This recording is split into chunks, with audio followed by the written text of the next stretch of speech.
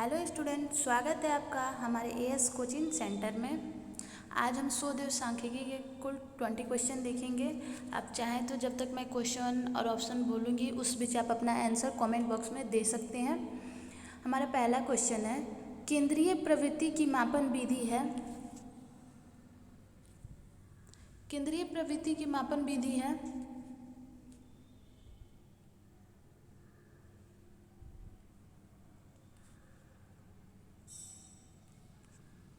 केंद्रीय प्रवृत्ति की मापन विधि है समानांतर विधि, मोड या बहुलक विधि, माध्यिका या ये सभी। केंद्रीय प्रवृत्ति की मापन विधि ये सभी हैं। सेकंड क्वेश्चन है, निम्न में से किसका अध्ययन माध्यिका के द्वारा किया जाता है? किसका अध्ययन माध्यिका के द्वारा किया जाता है? बेरोजगारी, गरीबी, जनसंख्या या ये सभी। हमारा ऑप्शन है किसका अध्ययन माध्यिका के द्वारा किया जाता है? इन सभी का अध्ययन माध्यिका के द्वारा किया जाता है, बेरोजगारी, गरीबी और जनसंख्या। तीसरा क्वेश्चन है, केंद्रीय प्रवृत्ति की सर्वोत्तम माप कौन सी है? केंद्रीय प्रवृत्ति की सर्वोत्तम माप कौन सी है? बहुलक, चल माध्यम, जनसंख्या या गुणोत्तर।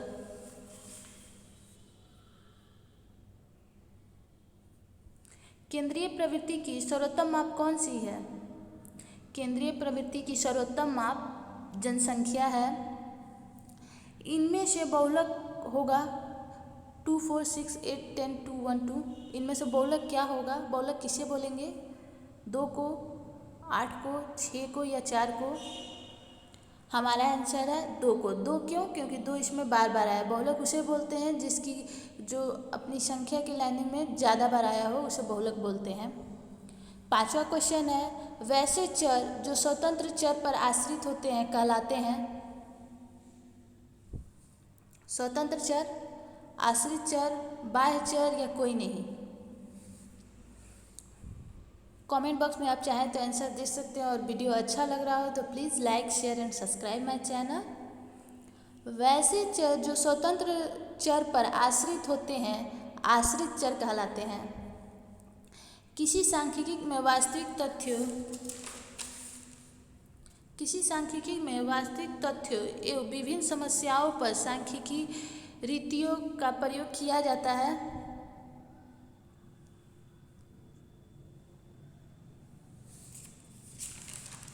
किसी सांख्यिकी में वास्तविक तथ्यों एवं विभिन्न समस्याओं पर सांख्यिकी रीतियों का प्रयोग किया जाता है। व्यवहारिक सांख्यिकी, अनुमानिक सांख्यिकी, दोनों या कोई नहीं। इसका आंसर होगा व्यवहारिक सांख्यिकी। सांख्यिकी शब्द का सर्वप्रथम प्रयोग किसने किया? गॉटफ्रायड स्केनवॉल ने, कॉनर ने, किंग ने या कोई नहीं। सांख्यिकी शब्द का सर्वप्रथम प्रयोग किसने किया? गॉटफ्रायड और स्केनवॉल ने। विश्वसनीयता की परख किस पद्धति से की जाती है? परीक्षा पुनः परीक्षा पद्धति से, तुलनीय प्रकार पद्धति से, आंतरिक संगति पद्धति से या ये सभी। तो विश्वसनीयता की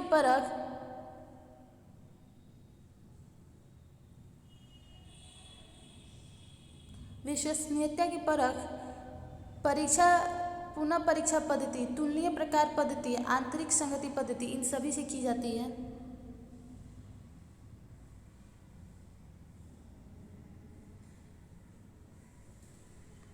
निम्नलिखित में से कौन सी पद्धति वैधता की जांच से संबंधित है?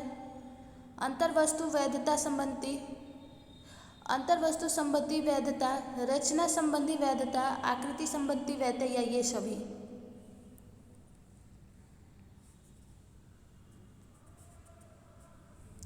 निम्नलिखित में से कौन सी पद्धति वैधता की जांच से संबंधित है? तो ये सभी होंगे।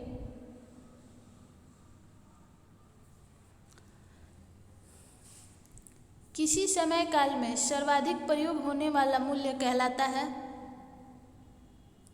माध्यिका, बहुलक, माध्य या विचलन।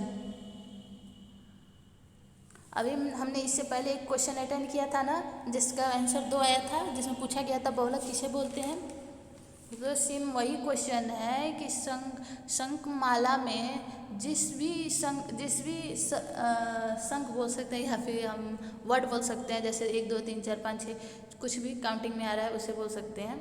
जो भी ज़्यादा बार आएगा उसे बहुलक कहते हैं। निम्न में से कौन सांख्यिकीय माध्यमों का प्रकार नहीं है? माध्यम, माध्यमिका, अपकिरण या बहुलक। तो ये बहुत ही सिंपल क्वेश्चन है। आई थिंक कि आप लोग तो क्वेश्चन पढ़ने से पहले ही आंसर कर देते होंगे।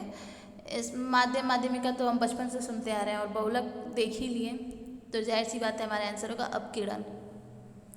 सांख्यिकी अनुमान तथा संभाविता का विज्ञान है, यह कथन किसका है?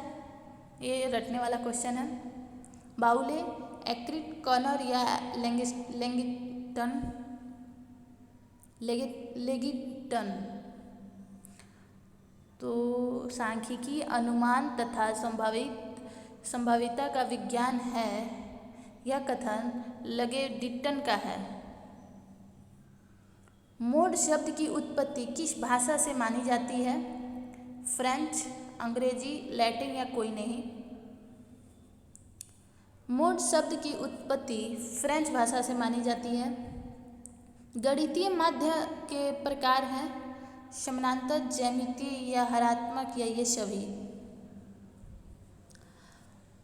गणितीय माध्य के प्रकार हैं ये सभी।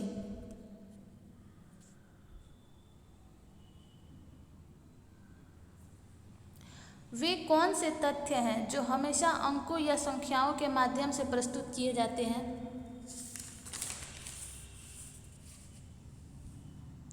आवृत्ति तथ्य, सामूहिक तथ्य, संख्यात्मक तथ्य या इनमें से कोई नहीं। तो संख्याओं के माध्यम से प्रस्तुत किए जाते हैं, मतलब संख्यात्मक तथ्य ही होंगे। व्यक्तिगत तथ्य तथा सामूहिक तथ्य किस तथ्य के प्रकार हैं? सामूहिक तथ्य के, गणनात्मक तथ्य के, संख्यात्मक तथ्य के या कोई नहीं।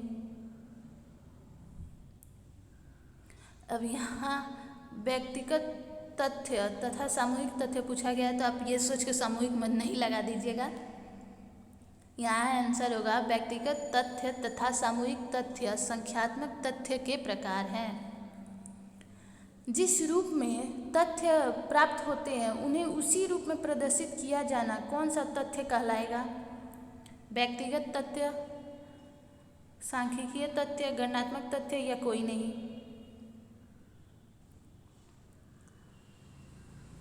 क्वेश्चन को एक बार आप अच्छे से पढ़ेंगे तो आंसर ऑटोमेटिक सामने आ जाएगा। जिस रूप में तथ्य प्राप्त होते हैं उन्हें उसी रूप में प्रदर्शित किया जाना कौन सा तथ्य कहलाएगा? जाहिर सी बात है व्यक्तिगत तथ्य कहलाएगा। बहुलक होता है निरंतर आवृत्ति वाला पद, महत्तम आवृत्ति वाला पद, औसत आवृत्ति वाला पद और मध्यांक आवृत्ति वाला पद,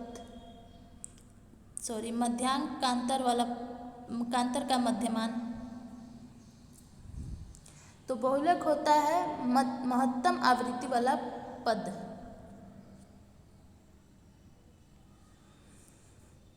निम्नलिखित सांख्यिकी गणनाओं का विज्ञान है, किसने कहा है? सांख्यिकी गणनाओं का विज्ञान है किसने कहा है? बाउले ने, लुडवर्ग ने, फ्रायड ने या यूंग ने? तो सांख्यिकी गणनाओं का विज्ञान है बाउले ने कहा है। संख्यात्मक तथ्यों को कितने भागों में बांटा गया है? 1, 2, 4 या 5? संख्यात्मक तथ्यों को 2 भागों में बांटा गया है। विश्वसनीयता को मापने की पद्धति में सर्वाधिक प्रचलित पद्धति है आंतरिक संगति पद्धति, पुनः परीक्षा पद्धति, तुलनीय पद्धति या इनमें से कोई नहीं। तो विश्वसनीयता को मापने की पद्धति में सर्वाधिक प्रचलित पद्धति है आंतरिक संगति पद्धति। ये हमारे आज के थे 21 क्वेश्चन शोध सांख्यिकी के। इसके नेक्स्ट वीडियो भी मैं लाऊंगी पार्ट 1 पार्ट 2 करके। आपको वीडियो अच्छे लग रहे हैं तो please like share and subscribe my channel and thanks for watching my channel this video.